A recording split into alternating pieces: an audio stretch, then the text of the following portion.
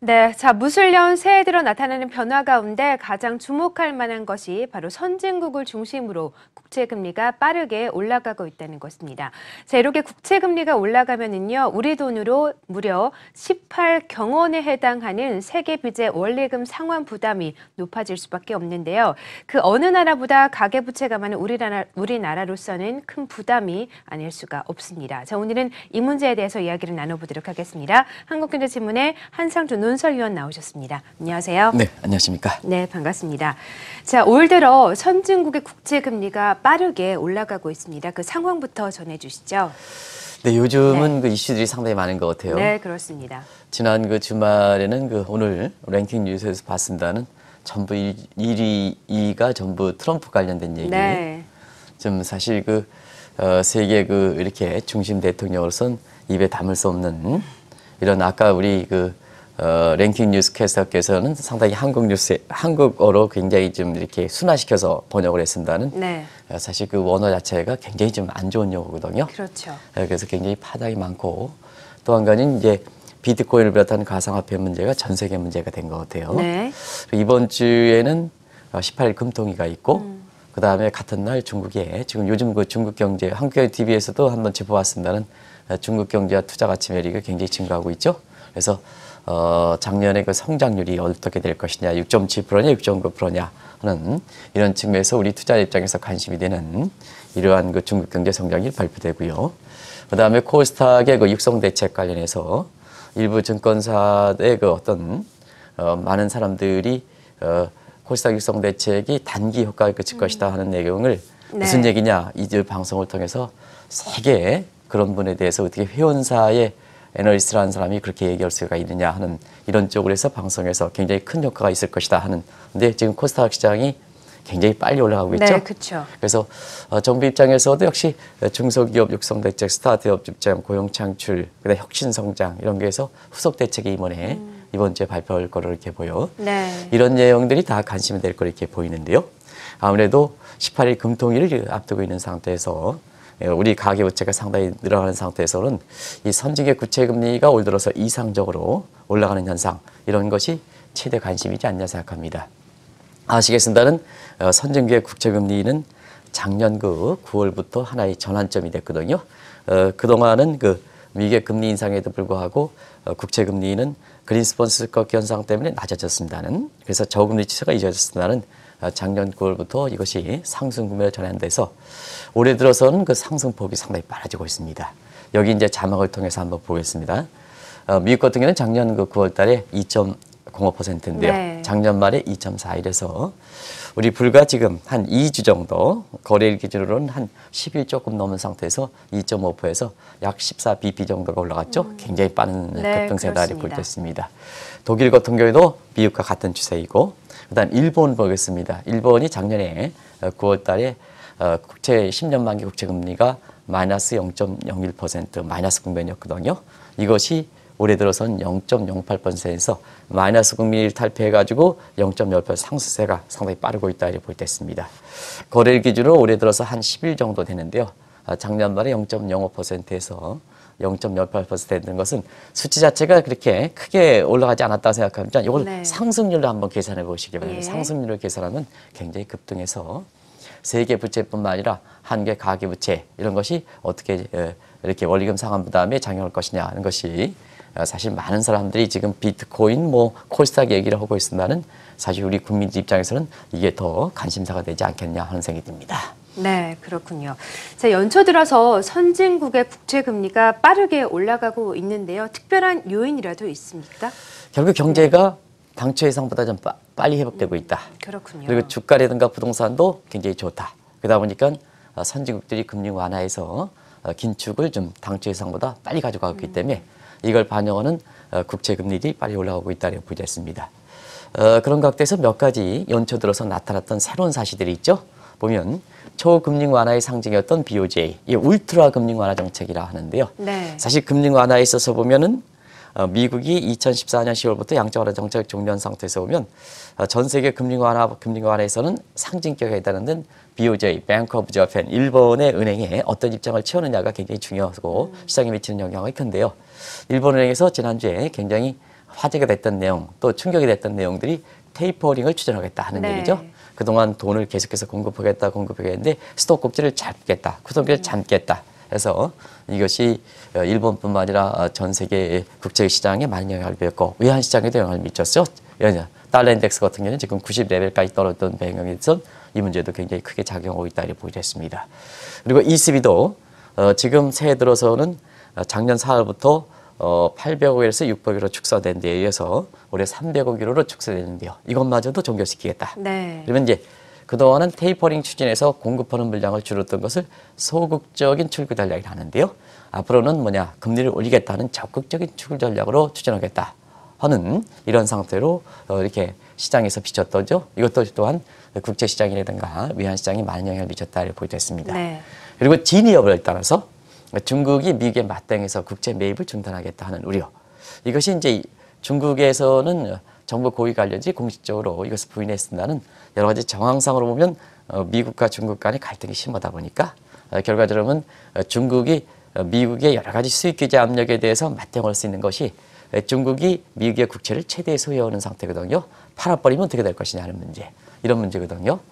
결과적으로 보면 선진국가, 그 다음에 중국이라든가 또 한국이라든가 이런 국가들이 당초성보다 금융 긴축 구조를 빨리 가져가겠다 하는 것이 결국 시장의 국채금리에 이렇게 영향을 미치는 것이 아닌가 이렇게 보고 있습니다. 네.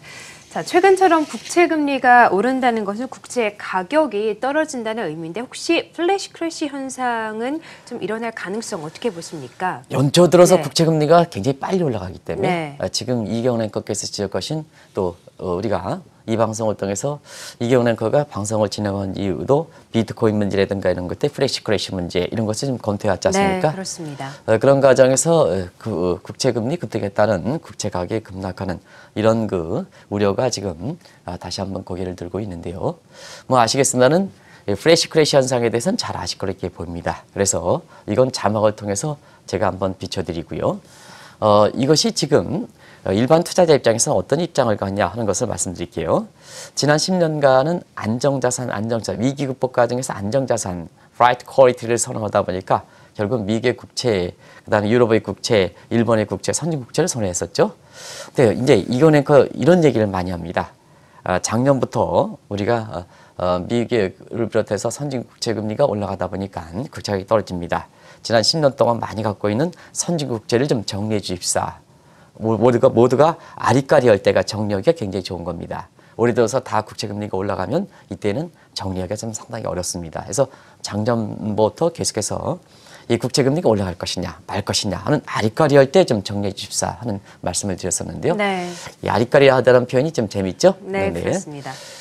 요새 부동산과 관련돼서 많이 나오는 얘기입니다. 네. 근데 사실은 많은 사람들이 미국 국채 갖고 있는 미국 국채, 그다음에 유럽 국채, 그 일본 국채 이런 것을 좀 정리해 달라 하면 그런 말씀을 드리거든요. 나는 브라질 국채에는 선진국 개발 국채를 갖고 있는 게 없습니다. 당신 그런 얘기 떠들더라도 나는 갈 데가 없습니다. 이렇게 얘기하는데요. 그렇지는 않습니다. 미국 국채라든가 일본 국채, 유럽 국채를 직접적으로 갖고 있지 않다 하더라도 우리 국내 증권사들이 또 금융사들이 안전형 상품에서 이 채권형 상품을 많이 팔았거든요. 네. 그 채권형 운영에서는 미국 국채 편입 비중, 유럽 국채 편입 비중, 일본 국채 편입 비중이 많습니다. 그것이 뭐냐? 선진 국채를 간접적으로 이렇게 갖고 있다는 얘기거든요. 그러면 최근처럼 국채 금리가 올라가면 지금 한번 보겠습니다. 선진 국채 편입 비율이 많이 넣은 이런 안정형 상품 같은 경우는 수익률이 아주 안 좋을 거로 보입니다. 수익률이 아주 안 어느 유명한 아주 또 국내에서 보면 굉장히 영향력이 있고 단기에 이렇게 많이 돈을 버셨다는 이러한 그 금융사 CEO분께서는 사실 작년에 해당 이렇게 증권사라든가 금융사의 보유국채를 전부 팔아라 하는데 안 팔았다 해가지고 굉장히 화를 내신 그런 일화가 좀 들리고 네, 있는데요. 그렇군요. 그분이 아주 정확하게 본 겁니다. 네. 정확하게 본 겁니다. 사실 그때 정리가 했어야 되는데요. 지금 이렇게 보면 국채금리가 올라가는 상태에서 사실 선진국의 안정형 상품에 해당되는 채권형 이렇게 펀드 같은 경우는 수익률이 급락하는 이런 모습을 보이고 있다고 보이겠습니다. 네. 자, 올해 들어서 국채 금리가 이렇게 급등함에 따라서 부채 복수가 본격적으로 시작되는 것 아닌가 하는 말이 좀 들리고 있는데요. 현 시점에서 이런 경고가 나오는 이유가 어디에 있습니까? 그만큼 부채가 많았기 때문에 그렇죠. 네. 왜냐하면 2008년에 금융 시스템이 무너지다 보니까 정상적인 상태에서 오면 금융위기를 극복하고 경제가 재개되어 올라오기 어려운 거거든요. 자, 그러면 요 비율을 이렇게 하겠습니다. 사람이 이제 아주 이렇게 굉장히 아주 중병이 걸려서 이렇게 그 병원에 갔을 때는 의사들이 뭐냐, 신체에 허약한 환사한 사람한테 수술부터 이렇게 칼을 들이대지 않습니다. 그렇죠. 맨 처음부터 생존하는 게 중요하거든요. 어떤 형태든. 그래서 뭐냐, 여러 가지 마약성 이렇게 해서 환자부터 살려야 되거든요. 그런 상태에서 뭐냐, 결과적으로 그의 생명에 대해서 지장이 없으면 결과적으로 보면 그때서부터 병을 이렇게 치료가 해서 매수를 가하는 이런 모습이 되는데요. 마찬가지로 지난 10년 동안 보면 미국 중심국에서 위기가 발생하다 보니까 금융 시스템, 경제 시스템이 무너진 상태에서 자생적으로 경제가 살아날 수 없다 보니까 경제에서 보면 어떻게 보면 마약에 해당되는 것이 돈인데요. 왜 네. 마약에 해당되느냐 하면 돈값이 없는 상태에서 공짜로 준다는 얘기입니다. 이거에 의해서 지난 10년 동안 세계 각국들이 사실 혜택을 많이 받다. 이게 부채 경감 시나리오에서 그 혜택을 많이 받은 상태에서 부채가 많이 증가했거든요. 근데 이제는 이제 어느 정도 이렇게 환자가 살아나다 보니까 금리가 올라간다. 그러면 그동안 혜택을 받았던 사람들은 고스란히 반납해야 되지 않냐 해서 이 부채의 복수라는 얘기가 나오는 거거든요. 그러면 부채 복수가 어떤 얘기냐 하면 국채 금리가 올라가면 급등하면 원리금 상환 부담이 빚을 갖고 있는 원리금 상환 부담이 증가하겠죠. 네. 그러면 거기에 부채 복수가 시작된다고 보겠습니다. 그런 상태에서 우리가 IMF의 통계에서 보면은 국채 세계 부채가 얼마큼 갖고 있느냐 하면 이경원 앵커께서 무대에서 말씀하신 것처럼 원화로 한 18경 원, 나라베이스에서 150조 달러 이렇게 되고 있는데 조 네. 달러입니다. 예. 그런데요, 요거를 지난주에 BIC 통계, 국제결제은행에서 나온 통계를 가지고 다시 한번 새롭게 최근의 상황을 좀 업데이트해 드리겠습니다. 2008년에 GDP 대비자, 이건 전 세계 GDP에 대비해서 전 세계 부채입니다. 그러면 225%인데요. 지금 330%. 그러면 세계의 부가가치, 가치를 창출하는 서메이션 에디드 밸류니까 GDP가 그거의 전체에서 지금 세계 부채는 그게 3.3배에 해당된다고 보고 있습니다. 그러다 보니까 뭐냐, 그 부채의 금리가 올라가다 보니까 자연스럽게 이제는 세계 최대 가자로서 또 부채를 갖고 있는 사람들이 최대 감시자로서 이 국채 금리가 올라감에 따라서 자기의 부채에 대한 금리가 어떻게 될 것이냐 하는 이 문제가 관심이 되지 않겠냐 이렇게 보고 있습니다. 네. 자, 부채 복수가 시작될 경우에요. 경기적인 측면에서 가장 우려되는 것이 바로 일본식 복합 불황 아니겠습니까? 네, 사실은 이 미국 경제 잘 나간다 이렇게 얘기하지만 네. 지난주 초에까지 열렸었죠.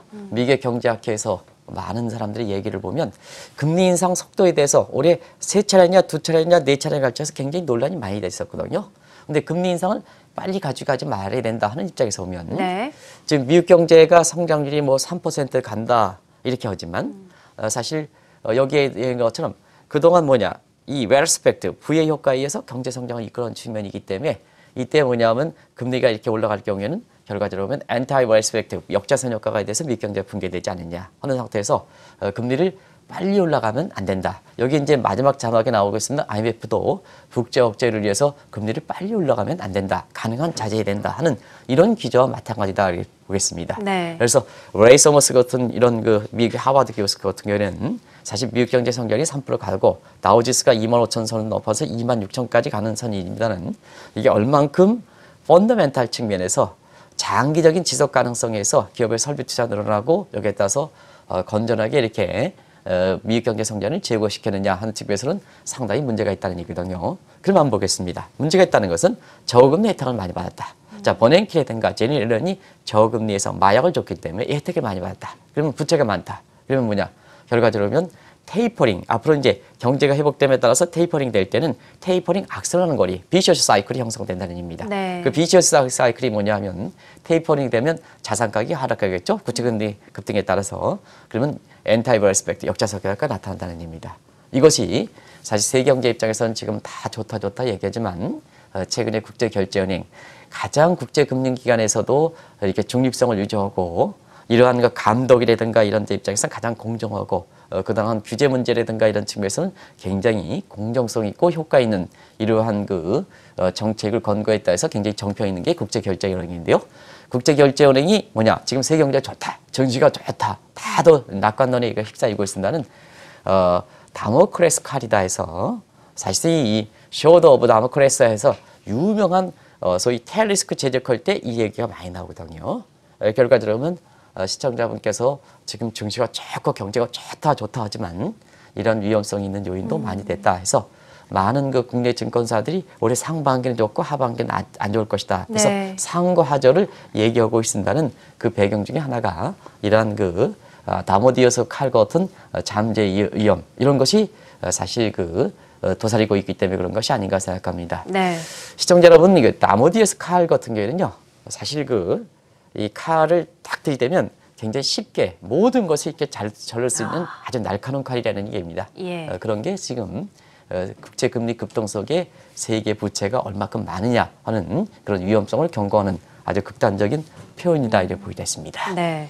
그 어느 나라보다 우리는 이 종합 대책을 발표할 정도로 부채가 굉장히 많지 않습니까? 네. 뭐 다들 아시겠지만 현재 상황이 어떤지 좀 말씀을 해주시죠. 부채상은 뭐 많다는 건 이제 다 아실 거예요. 그렇죠. 그래서 네. 사실은 오늘 방송의 제목에서 너무 이제 주초부터 이 증시가 그 좋은 상황에서 이런 얘기를 좀 말씀드리는 게 굉장히 좀 거북스러워서 고민도 많이 했습니다는. 네. 사실 작년에 우리가 부채가 많아서 가계부채가 많아서 사실 그 종합적인 대책을 발표했죠, 작년 10월에. 그렇습니다. 근데 제 뒤에 이렇게 가계부채 종합대책을 할 때 뒤에 배경에 있어서 발표하시는 두 당사자, 요즘 그 굉장히 그 국내 그 강요 중에서 가장 그 좋은 평가를 얻고 실질적으로 정책을 잘 문재인 대통령의 뜻을 받들여서 의지를 잘 체화시키는 최종구 위원장이라든가 김동연 그 부총리가 이렇게 가계부채 종합대책 발표할 때 이게 뒷배경, 아마 이 PD 배경을 좀 제2의 D의 뒷배경을 좀 한번 비춰주시면 사실 가계부채 종합대책을 발표하면서도 두 분의 굉장히 표정이 좀 어둡죠? 네, 그러네요. 그죠? 예, 어둡죠? 어둡습니다. 근데 사실 그렇습니다. 저 어두운 표정이 지금의 상황을 예고한 것이 아닌가 생각합니다. 일단은 한국의 그 가계 총부채는 한 1,400조를 좀 이렇게 육박하고 있는데요. 여기에 그 국가 채무적인 것도 있거든요. 이 국가 채무도 결국 국민의 세금에 의해서 부담될 사항이거든요. 여기에 이것도 600조 정도 되는 거거든요. 그래서 우리의 1인당 빚은 세계 어느 국가보다도 많다 해서 한 사람당 지금 4천만 원 정도 됩니다. 네. 4천만 원의 1가구를 3일을 보면 1억 2천만 원 정도 돼요. 이건 국가부채까지 포함된 겁니다. 그렇군요. 결국 국가부채도 국민이 부담돼야 되니까. 그렇죠.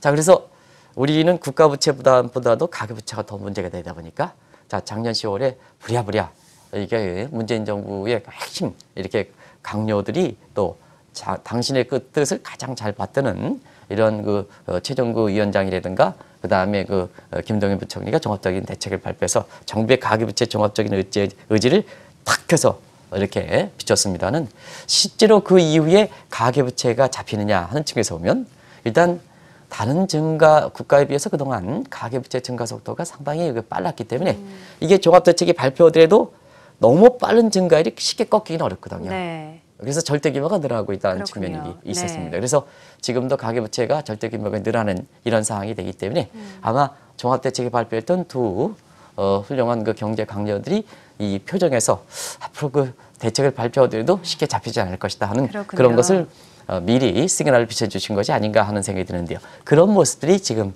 고스란히 전개되고 있다 이렇게 보여졌습니다. 네. 두 번째는 질적인 측면에서 보면은 소비성보다도 가계 그 주택 담보 대출이거든요. 이게 뭐냐? 경제에 미치는 영향이 굉장히 클 수가 있다는 얘기입니다. 소비성은 뭐냐? 그때 딱 부채에서 쓰면 뭐냐?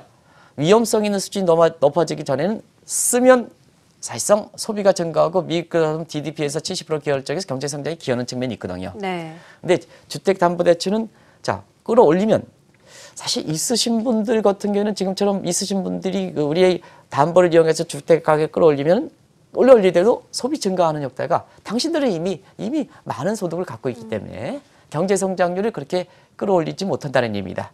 근데 이것이 자, 꺾일 때는 자, 한번 나중에 말씀드리겠습니다. 꺾일 때는 자, 강남이 꺾이겠느냐 아니면 오히려 규제 역설이다 해서 지방 같은 경우 오르지 않은 상태에서 지방 같은 경우에는 다 그렇지는 않습니다는 국민들이 소득 수준이 좀 낮은 상태 아니겠습니까?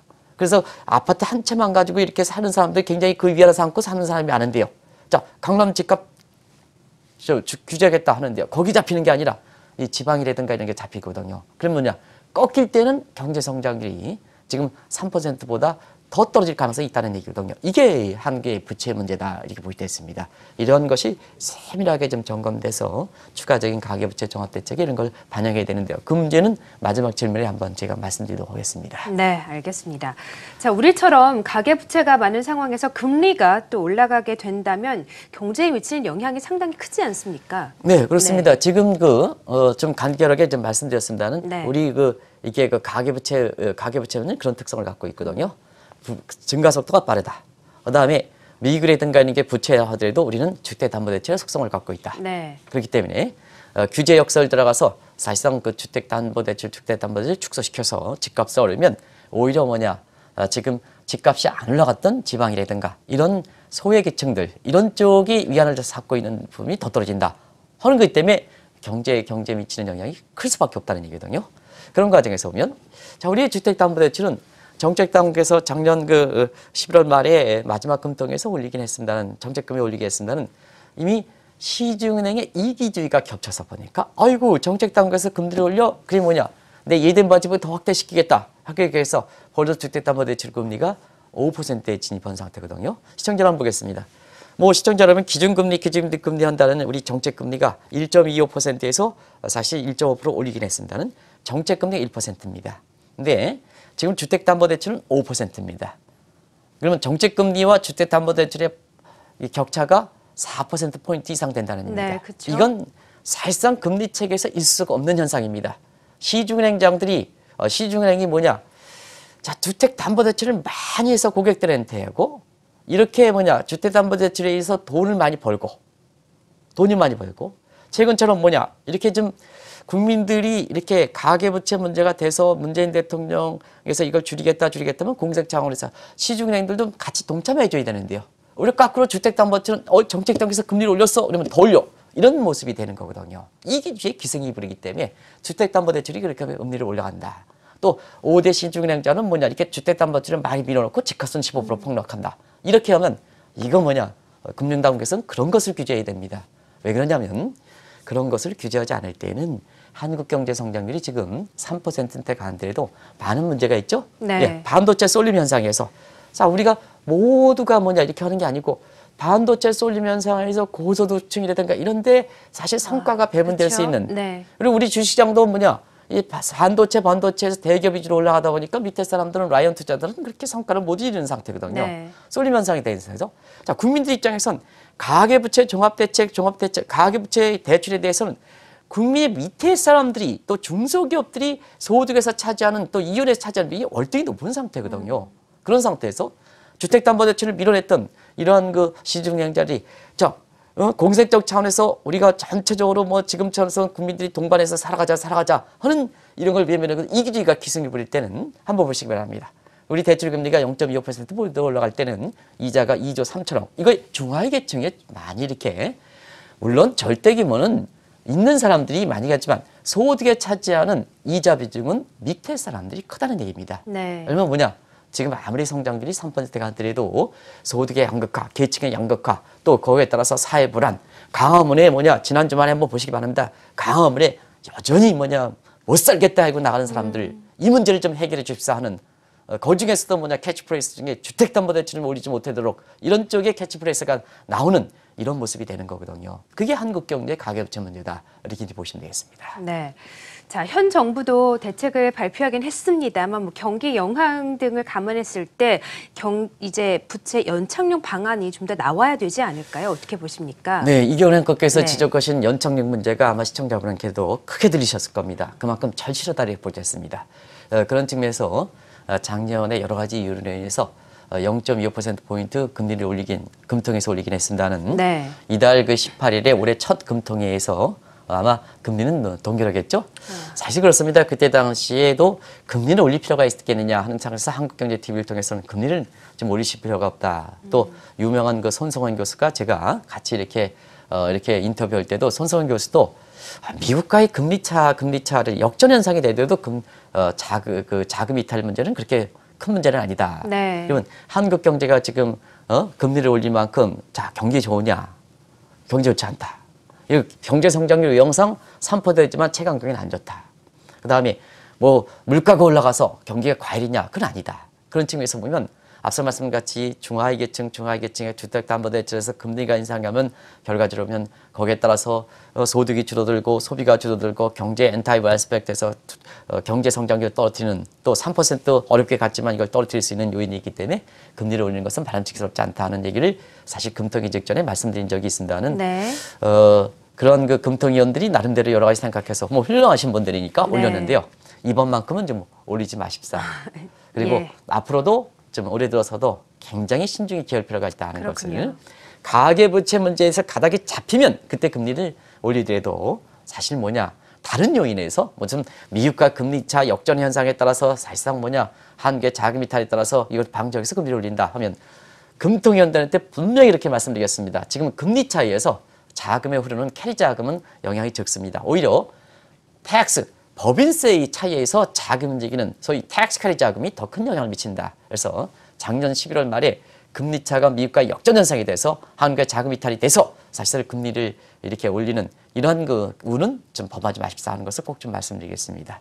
그리고 가계부채도 다른 대책과 좀 연계시키지 말라 하는 것을 좀 꼭 좀 말씀드리겠습니다. 네. 지금 저런 경제가 사실 서로가 연관돼 있을 땐 한 마리 토끼 가지고 한 마리 이렇게 총을 가지고 두 마리 세 마리 토끼를 잡으면 안 되는 거거든요. 그래서 팀버겐 정리와 마찬가지로 뭐든지 정책은 정치, 군사, 경제 서로 연관되어 있지만 그때마다 서로 정경분리 원칙을 취하고 그다음에 정책 목표가 이렇게 여러 가지가 있을 땐 한 마리 가지고 한 수 안 가지고 여러 개 이렇게 참새를 여러 가지 총 한 방 쏴서 이렇게 하지 마시고 그냥 가장 부동산 대책은 부동산 대책에 맞는 정책. 그다음에 비트코인은 비트코인에 맞는 정책. 그다음에 사실 가계부채는 가계부채에 맞는 정책. 연계성이 있다 하더라도 그래서 팀버겐 정리의 정책 목표수가 많으면 수단도 같이 가져가는 그래서 정책 목표가 4개면 수단도 4개로 가져가는 이런 쪽의 팀버겐 정리에 따라서 좀 처리해 줄 걸 권합니다. 그리고 마지막으로 말씀드린 것은 모든 대책은 자금이 빠져나가야 됩니다. 자, 왜냐하면 지금까지 자금을 많이 풀었죠? 네. 그래서 모든 이 대책은 수단만 얘기하면 안 됩니다. 가장 중요한 게 자금이 빠지도록 얘기합니다. 지난 주말에 사실 지난주에 금통위에서 코스닥의 육성 대책을 발표했죠. 금감원과 함께 종합적인 부채 네, 관련돼서. 그렇죠. 근데 다른 대책보다도 코스닥 육성 대책에서 일부 증권사의 사람들이 효과가 단기에 그칠 것이다 하는데 지금 강하게 올라가는 이유는 사실 그 자금의 통로를 마련해 줬다 하는 측면에서 종전의 대책과는 상당히 좀 다르고요. 또 의지가 상당히 강하다는 입장에서 그런 그렇죠. 거거든요. 그런 측면에서 자금에 마련할 수 있는 통로를 좀 이렇게 말해 주십사. 그것이 기대수가 연관되어 있기 때문에 굉장히 중요하다는 걸 말씀드리고요. 네. 그다음에 이경훈 앵커께서 말씀하신 대로 소위 규제 역설문들을 좀 줄일 필요가 있다. 그게 뭐냐? 파인 튜닝 할 필요가 있다. 자, 지금 생계형으로 중하위 계층이라든가 지방 같은 경우에는 아파트 한 채 갖고 있는 사람도 많죠. 그러면 부동산 규제하겠다면 그 사람들은 더 어렵게 된다. 그 사람들은 소프트랜드 연장시켜야 된다. 그렇지만 투기형으로 하는 사람들이 있다. 강남 사람들이 전부 투기형으로 하는 건 아닙니다. 그런 측면에서 무슨 갭 투자라든가 뭔가 이입 한국에서 무슨 재건축이라든가 기획형 부동산이라든가 강남의 집값을 쭉 올리는 사람이 있거든요. 그런 사람은 정말 제가 정책을 잘 펴시는 금감위원장께서 제가 한번 부탁해서 그 사람들은 본때를 버리는 식으로 굉장히 경청력에 본때를 버리는 식으로 한번 세게 한번 밀어붙일 필요가 있다. 그것을 말씀드리겠습니다. 대책을 발표하고 느슨한다, 시장을 감망한다 안 됩니다. 본때를 보이는 식으로 한번 해야 사실 우리 국민 대다수가 속해 있는 중하위 계층들, 그 다음에 지방 부동산, 아파트 가격 이런 측면에서 상대적으로 거기에 잡겠다고 불이익을 당하는 그러한 운은 범할 수가 없다 하는 것을 말씀드리겠습니다. 진짜 이입 한국에도 정부의 의지를 반하고 강남은 간다 해가지고 부추기면서 부동산 중개업자들이 부추기면서 하는 이런 사람들은 지금 정책을 밟히시는 금감원 위원장이든가 금감 원장께서 본때를 보내는 식으로 이번 주부터 그냥 강하게 한번 그런 점은 좀 규제할 필요가 있다는 걸 말씀드리겠습니다. 네, 알겠습니다. 자, 오늘은요, 각국의 국채금리가 급등하면서 우리나라 가계부채에 미치는 영향에 대해서 살펴봤습니다. 한국경제신문의 한상춘 논설위원과 함께했습니다. 고맙습니다. 네, 고맙습니다.